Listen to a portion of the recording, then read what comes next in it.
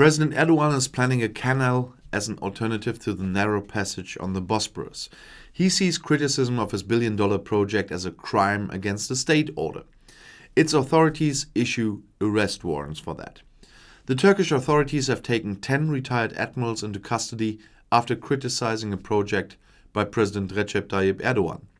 The Turkish head of state is planning a waterway to relieve the narrow passage on the Bosporus. The General Prosecutor's Office in Ankara announced on Monday that arrest warrants had been issued against the 10 men. According to a report by the Turkish broadcaster NTV, they are accused of attempting to disrupt the constitutional order by force and coercion. 4 other suspects were not arrested due to their old age, according to the judiciary, but have to report to the Ankara police within the next 3 days. The men who were arrested had expressed their criticism of the Istanbul Canal project in an open letter. Around 100 retired admirals had signed it. They had also committed to the Treaty of Montreux, an international shipping agreement.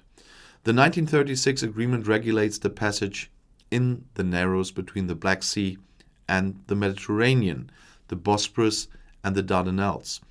Among other things, it guarantees that civilian ships can cross the waterways in times of war and peace.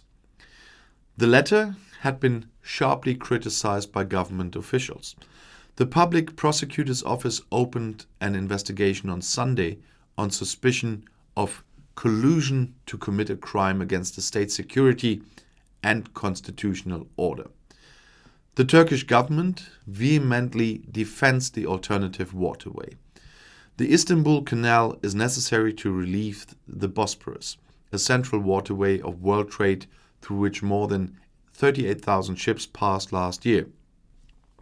Critics fear, however, that the project could undermine the Montreux Treaty. The retired admirals declared in their open letter that it was worrying to put the international agreement up for discussion. The Montreux Treaty protects Turkish interests best. They spoke out in favor of refraining from any rhetoric or any action that could make the Treaty of Montreux the subject of controversy. In his 2018 election campaign, the Turkish head of state had campaigned for the construction of a 45-kilometer shipping canal between the Black Sea and the Sea of Marmara. It is Erdogan's most ambitious infrastructure project to date. According to his ideas, the new waterway should be comparable to the Suez or Panama Canal and be a global brand. With a capacity of 160 ships per day, the new canal would reduce waiting times for ships that often have to wait for days in front of Istanbul. The Turkish broadcaster NTV had reported that it is estimated that the channel will cost more than 14 billion euros and that it will take 5 years to build. Environmentalists warn that the huge canal would endanger Istanbul's water supply and destroy one of the last forest areas near the city, the size of 20,000 soccer fields. And the only thing that comes to my mind hearing this is really now.